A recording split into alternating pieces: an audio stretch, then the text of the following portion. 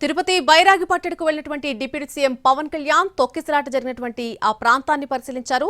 తొక్కిసలాటకు గల కారణాలను అధికారులను అడిగి తెలుసుకున్నారు పవన్ కళ్యాణ్.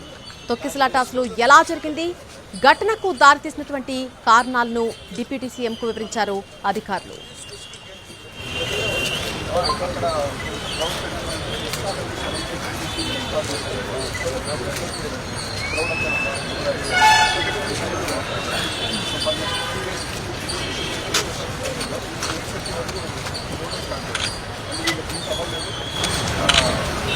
దానివల్ల అందరూ ఒక్కసారి ఓపెన్ చేసేటప్పుడు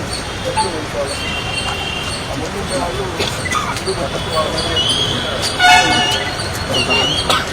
వాళ్ళు